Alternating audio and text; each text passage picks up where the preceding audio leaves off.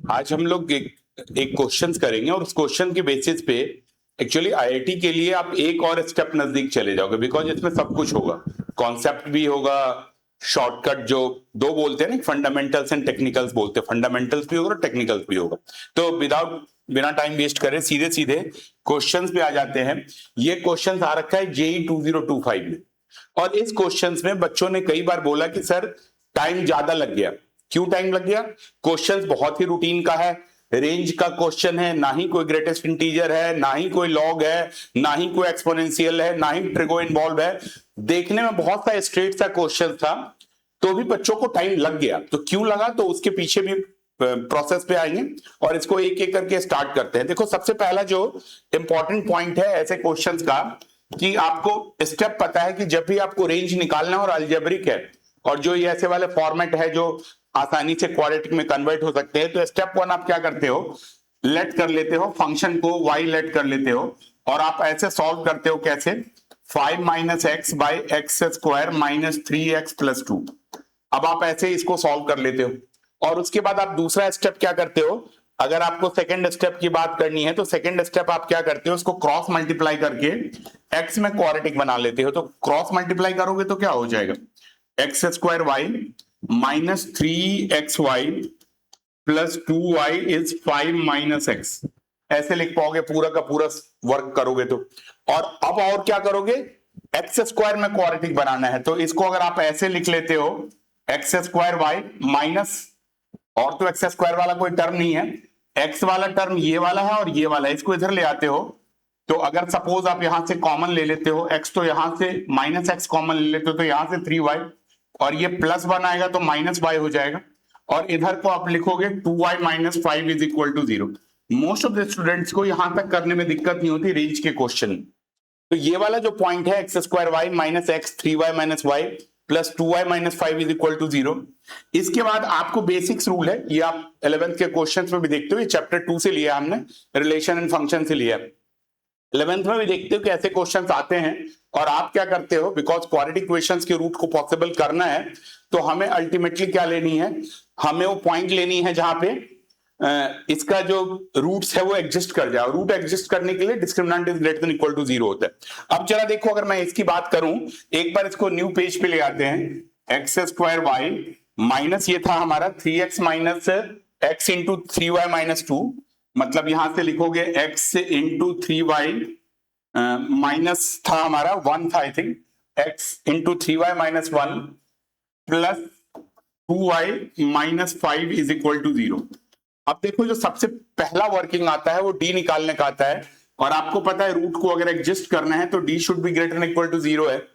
तो अगर आप ग्रेटर देन इक्वल टू 0 करोगे तो यहां से a हमारा y है, और b जो है वो है हमारा माइनस 3y प्लस 1, और c है 2y माइनस 5। बेसिक्स क्वाड्रेटिक का फॉर्मूला लगाओगे तो d क्या होता है हमारा, b स्क्वायर माइनस 4ac, और अगर आप इसको ग्रेटर देन इक्वल टू 0 करोगे तो यहां से हमारा जो पॉइंट आएगा वो बी स्क्वायर आ जाएगा माइनस 3y माइनस 1 का whole square minus 4 into a है y इंटू सी है 2y minus 5 greater than equal to 0। और अब आप इसको सॉल्व करोगे, नेगेटिव का स्क्वायर तो पॉजिटिव आ जाएगा, तो अब आप इसको होल स्क्वायर कर सकते हो, तो ये आपका आ जाएगा 9ay square minus 6y plus 1, minus यहां से करोगे 8y स्क्वायर, और ये माइनस 4y, और ये माइनस 5, तो ये प्लस 20 आ जाएगा, 20y इज इक्वल टू 0। तो अल्टीमेटली अगर आप इसको सॉल्व करोगे तो ये आपका आ जाएगा y square minus 14y plus 14y in fact, plus ये हमारा माइनस और ये माइनस था, तो आप इसको सॉल्व करोगे तो ये प्लस आ जाएगा, ठीक है ना। ये 2y माइनस 5 था, तो यहां पे हमने कोई मिस्टेक नहीं करी है। तो अगर आप इसको सॉल्व करोगे, एक बार काउंटर चेक कर रहा था, प्लस 1 इज इक्वल टू 0, ठीक है, ये पॉइंट आ गया। अब प्रॉब्लम कहां आ गई, मतलब ये ग्रेटर देन इक्वल टू 0 था, यहां पे भी आप ग्रेटर देन इक्वल टू 0 लिखोगे, अब ग्रेटर देन इक्वल टू 0 आ गए।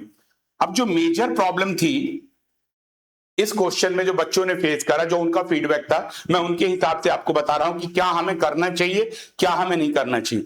देखो, जो ट्रेडिशनल मेथड होता है, ट्रेडिशनल प्रोसेस कहता है कि डी निकाल लो, तो देखो बी स्क्वायर 14 स्क्वायर माइनस 4 तो ऑलवेज पॉजिटिव है, तो रूट्स तो दो एडजस्ट करेगा। उन्होंने क्या करना है स्टार्ट किया, रूट्स को निकालना स्टार्ट कर दिया, minus B plus minus root D. मतलब what they have done, they have gone through like this. Actually तब एग्जाम के टाइम में प्रेशर भी इतना होता है कि कई बार आपका दिमाग नहीं काम करता है, लेकिन आपको ना एक नजर हमेशा आपको ऑप्शंस पे रखना चाहिए। ऑप्शन देखो दो ही पॉइंट कह रहा है और दो ही रूट आ रहा है, तो हम लोग ऐसा भी कर सकते हैं कि without going in actual solving, like y is equal to minus 14 plus minus 14 square minus 2 into 1 into 1 इन सब 4 इंटू, लाइक इन सब प्रोसेस में जाने से अच्छा है कि आप सीधा सीधा मान लो इनके दो रूट्स हैं, और वो रूट्स क्या है हमारे पास, वो एक हमारा अल्फा है और एक बीटा है, ऐसे हम एज्यूम कर लेते। ठीक है, अब इसमें ना रोल आ जाता है वेवी कर्व का, यही रूट आपको निकालना है। मान लेते हैं अभी ये अल्फा बीटा है और ये क्या है ना, हमारा ये जो कर्व है वाई स्क्वायर का कोफिशिएंट पॉजिटिव है, तो वेवी कर्व के हिसाब से इसका साइन हमारा क्या होगा, पॉजिटिव होगा, इसका साइन नेगेटिव होगा और इसका साइन पॉजिटिव होगा। यही रूल चलेगा अगर आप यहां पे सॉल्व करते हो तो। अब जरा देखो, अगर आप इसकी बात करते हो कि कौन सा वैल्यूज इसके बीच में लाई करेगा, मतलब अगर मेरे को इसको सॉल्व करना है तो अगर मैं इसको सॉल्व करूं तो इसमें हमारा जो वैल्यू आएगा ये अल्फा बीटा आ जाएगा। तो जो हमारा पॉजिटिव वाला ये पार्ट है और ये पार्ट है, यही सॉल्यूशन आएगा।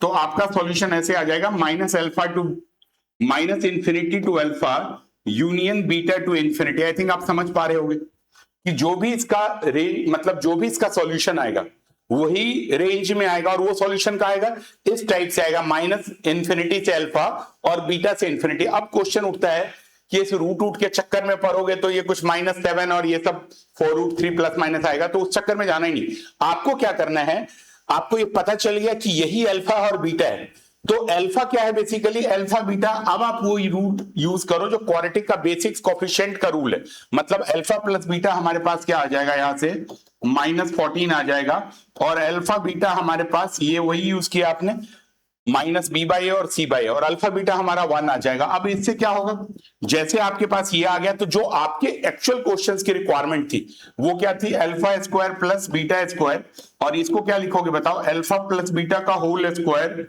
Minus 4 alpha beta, sorry 2 alpha plus minus 2 alpha beta, ऐसे यूज करोगे। देखो थोड़ा 10th का कॉन्सेप्ट, थोड़ा 11th का कॉन्सेप्ट और थोड़ा अपना प्रेजेंस ऑफ माइंड, तीनों लगाओगे तो क्वेश्चंस में ज्यादा दिक्कत नहीं होगी। नहीं तो फिर ये वेवी कर्व लगाते रहोगे, अल्फा प्लस अल्फा स्क्वायर करोगे, फिर रूट में आएगा। मतलब मुश्किल तो ये भी नहीं है, लेकिन एक मैं शॉर्टर तरीका बता सकता हूं कि जिसको आप कर सकते हो।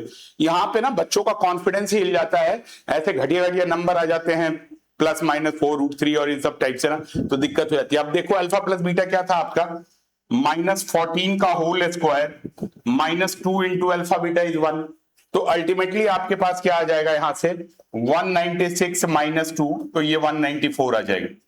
ठीक है, तो देखो इसमें से हमारे लिए क्या मतलब टेक अवे है, पहला तो टेक अवे ये है कि रूट से घबराना नहीं है। आप देखो मैंने भी बीच में क्या किया कि जब मैं क्वेश्चन सॉल्व कर रहा था तो एक बार दोबारा काउंटर चेक करने गया, कई बार पेज बदलने के टाइम में या पेज पलटने के टाइम में हो सकता है कि कॉपिंग मिस्टेक हो सकती है, उसको आप कैलकुलेशन मिस्टेक नहीं कर सकते। तो पहला वो चेक किया, फिर मैं रूट के साथ लगा रहा, बिल्कुल टेंशन नहीं लिया कि नहीं ये हम ठीक है, जो what we did is correctly done.